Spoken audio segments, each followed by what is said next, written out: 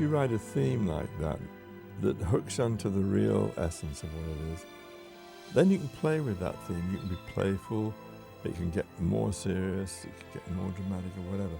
Once you've got that germ going for you in a major way, you can dance around the whole thing in very interesting diversion.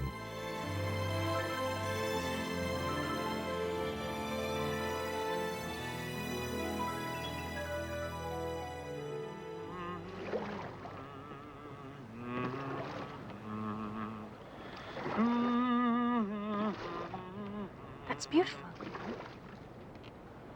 What is it? There was also this scene where Collier hums a piece of music and she says, "What's that?" And he says, "Oh, this is by so-and-so." And Matheson, when he wrote the book, I'd already been thinking about Mahler, and I love Mahler. I tried the music, the slow movement of the new tenth. It didn't work. It was not a happy marriage. The lines are too long. You know, Mahler will go,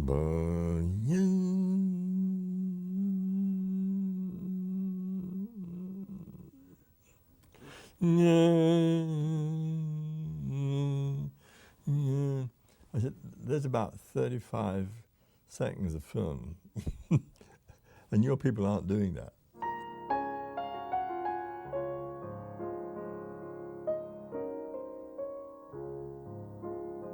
Then suddenly John Cohn said, "What about Rachmaninoff, the theme, or variation on the theme of Paganini?" And we tried it, and it was magical. It worked perfectly. I adore Mahler, but Rachmaninoff is la-di-ya-da-da-dum, la-di-ya-da-da-dum. There's movements, there's what I term as cinematic movement in the music.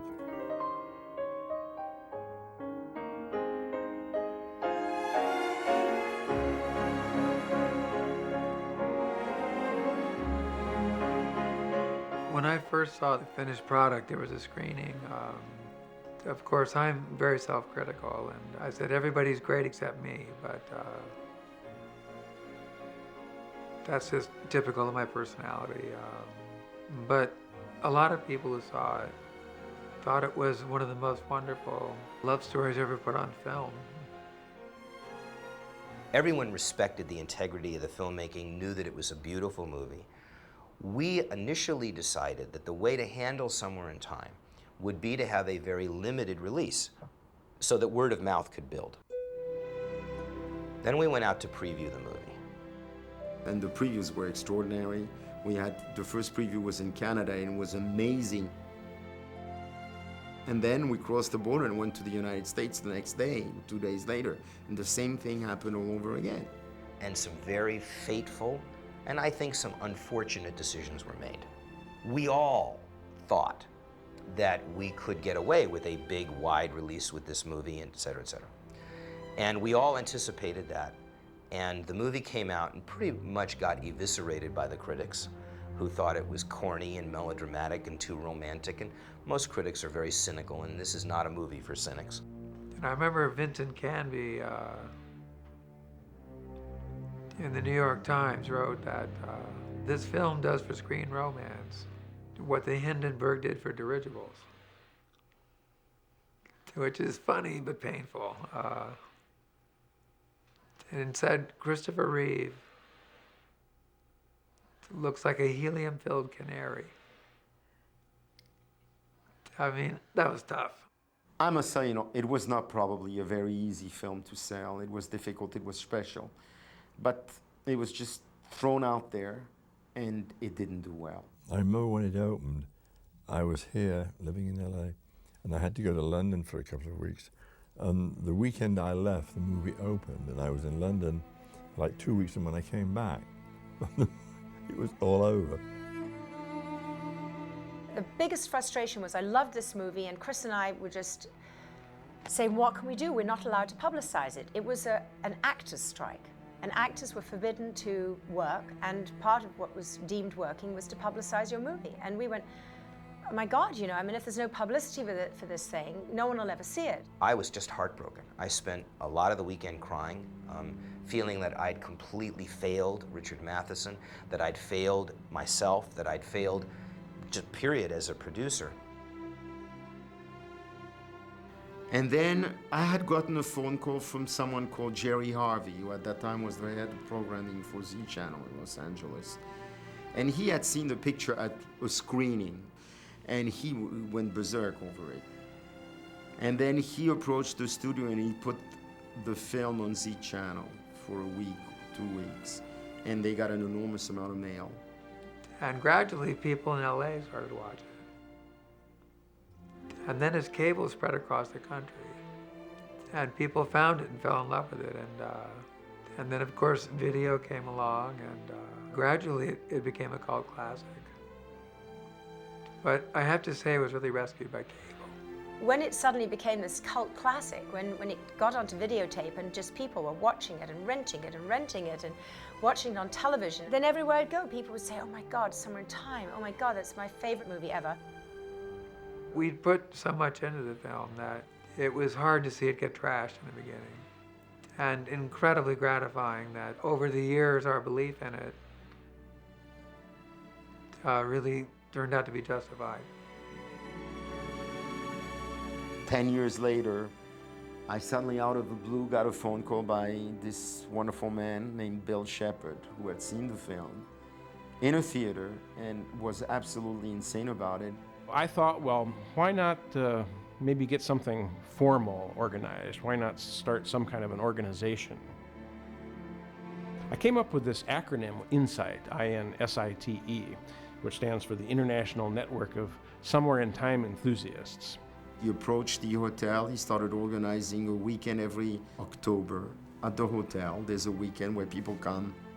I think Jeannot Szwarc was born to make Somewhere in Time. The director of Somewhere in Time, Jeannot Szwarc. I went to the first 3, to make sure it got off the ground, and a wonderful atmosphere. And it all happened spontaneously, without any organization, without any studio backup. It was really the audience discovering the film.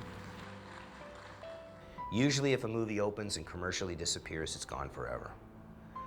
The spirit of this movie, the soul of this movie, the heart of this movie lived on until it could connect with people around the world. I feel very fortunate that in my career, I've been in a couple of movies that will always stand the test of time. And one of them is the first Superman film, and Somewhere in Time, which actually really is timeless. Of all the movies I've ever made, this is the one that I will never forget the experience of making it or the pride of having made it. And isn't it nice to know that something that didn't cost a lot, that had everyone's creativity and enthusiasm and love put into it, that this little jewel not only still exists, but it still is brilliant and shines to new generations to come. That's what's exciting. I think just the fact that the film got made and that I spent those weeks with this extraordinary group of people in front and behind the camera, this family, Verna, Steve, Chris, Jane, Lizzie, so many people, and we all shared in this. And on the island where I shot the scene where Richard and Elise meet, there's a stone with a plaque that has been put in. This is where the characters of the film have met. I mean, it's extraordinary. It shows that the film has become something which is beyond all of us who did it. It has a life of its own. And I had the honor and the privilege to be part of it. I think that's plenty for me. He told me that one day I would meet a man who'd change my life.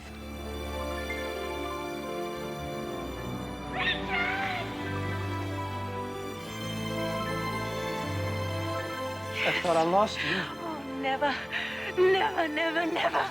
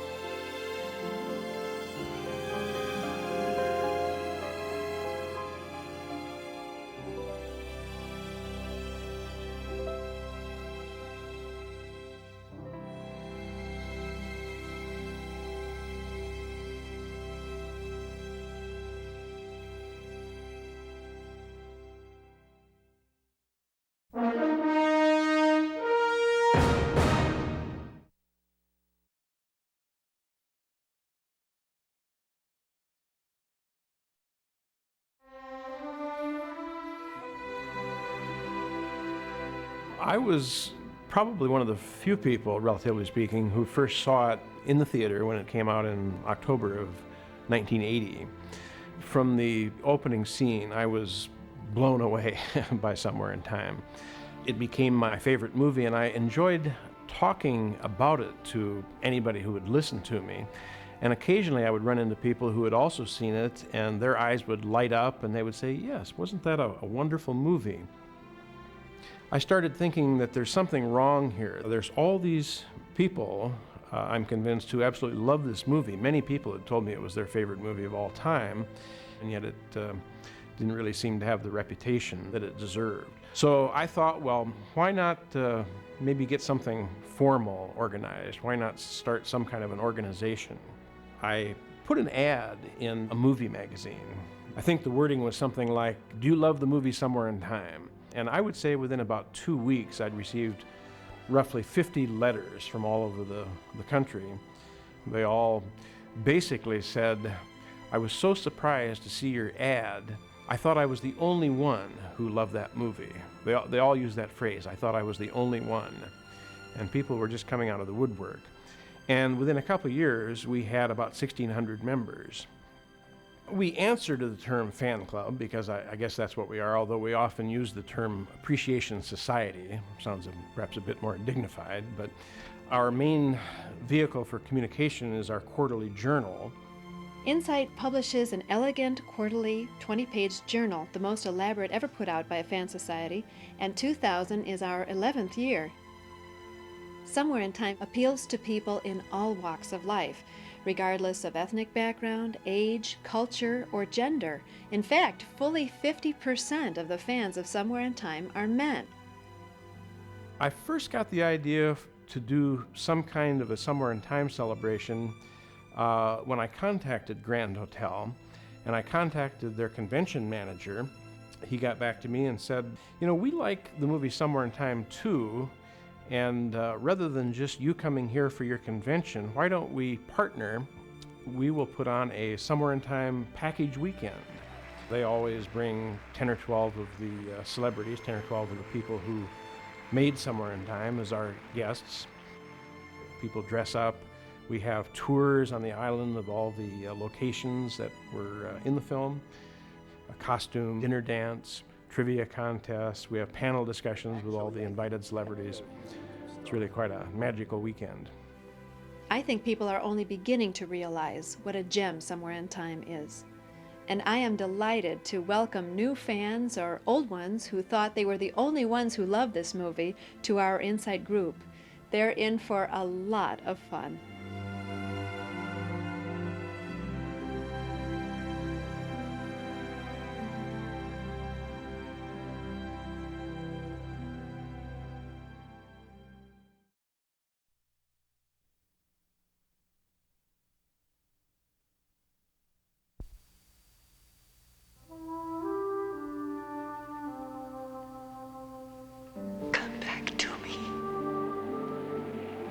Richard Collier is about to begin an incredible journey into another realm, another lifetime, in search of the love he could never find in this one.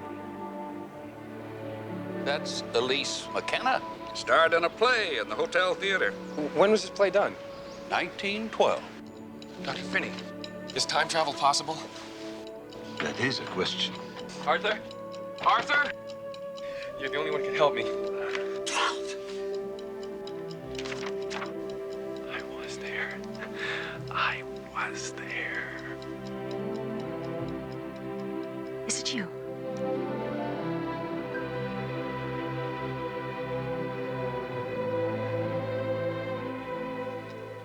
Is he the one, William? Walk with me. Please.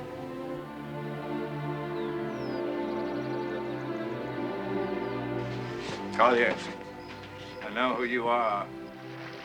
You came to destroy her. Oh my God. What's happening? Oh! Where is he? Lise!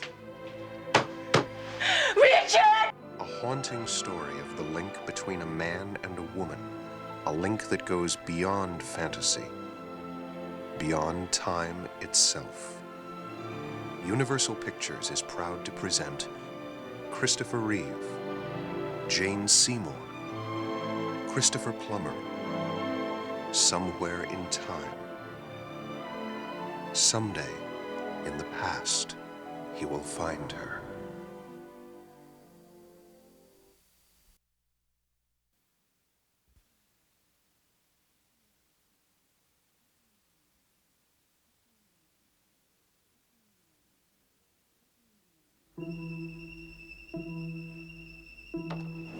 What do you really know about Cuba? Well, who's in charge? And how to stay out of trouble.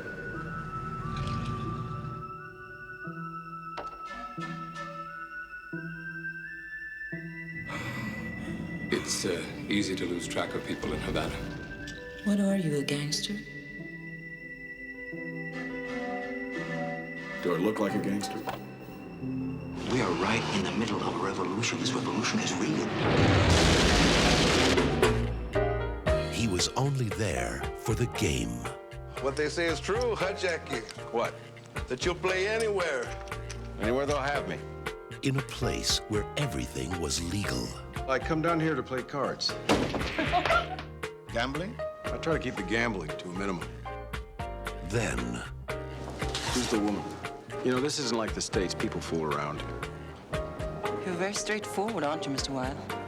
You don't take any of this seriously, do you? What do you think? I'm just some kind of jerk trying to pick you up?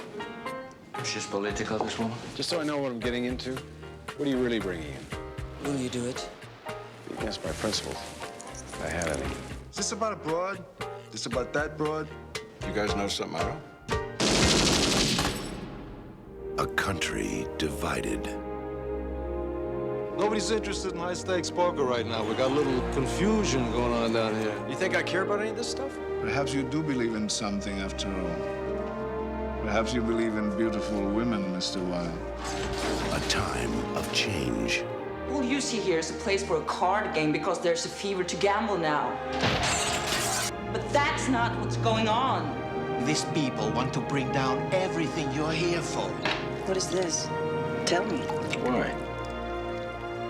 Because you don't want to. A moment of choice. I met this woman. I know her 72 hours. Take the advice of an old man. You stick with her. You want to change the world, Bobby? Change mine. What has happened here? Mrs. Duran is being questioned by authorities. She shouldn't be here. Nobody should be here. The lady's going to be traveling alone. I'll try to get out of here sometime tomorrow. I'm doing this tonight. You can't! What are you up to, Jack? Where do you want to go, pal? Are you going with me? From Academy Award-winning director Sidney Pollack,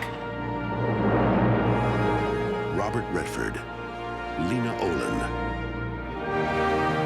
Coming this Christmas, Havana.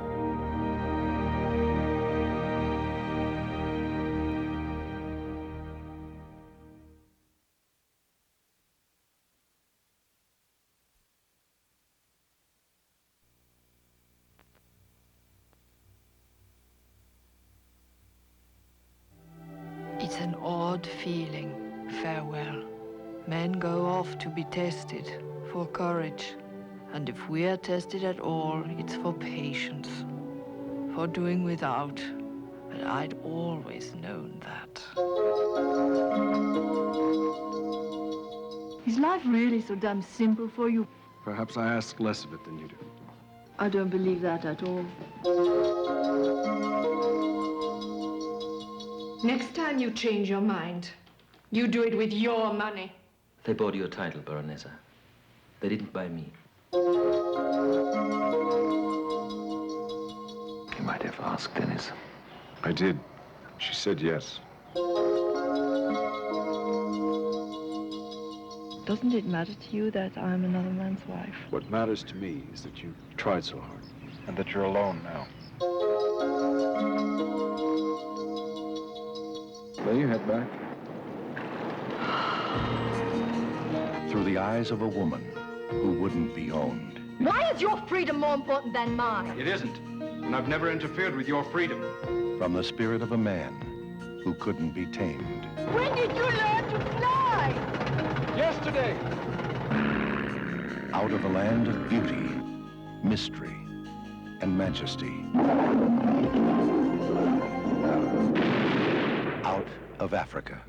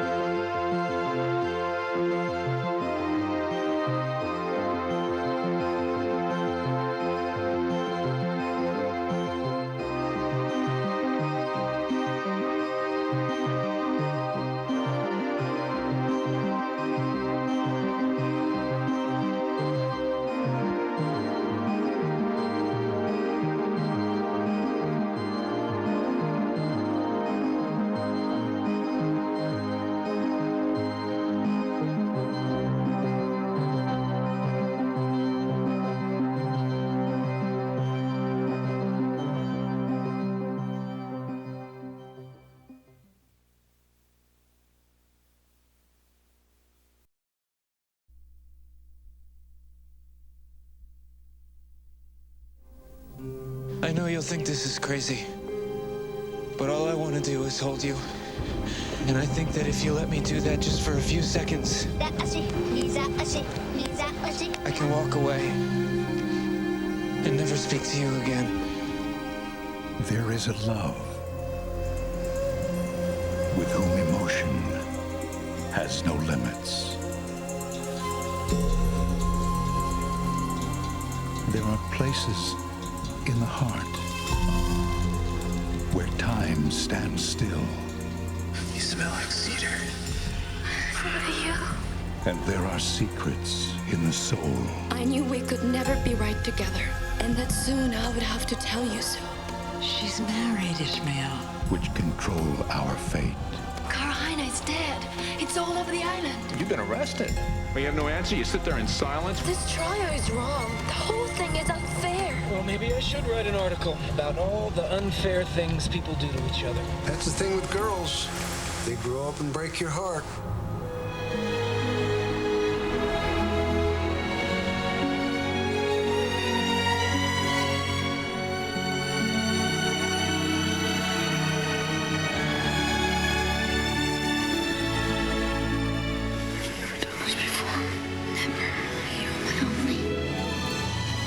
International award-winning novel. You have to let go. That's the way things are. And the acclaimed director of Shine. It takes a rare thing, a turning point, to free oneself from any obsession, be it prejudice or hate or even love. Ethan Hawke, James Cromwell, Yuki Kudo, Sam Shepard, and Max von Sydow. You have a gentle heart, a good heart.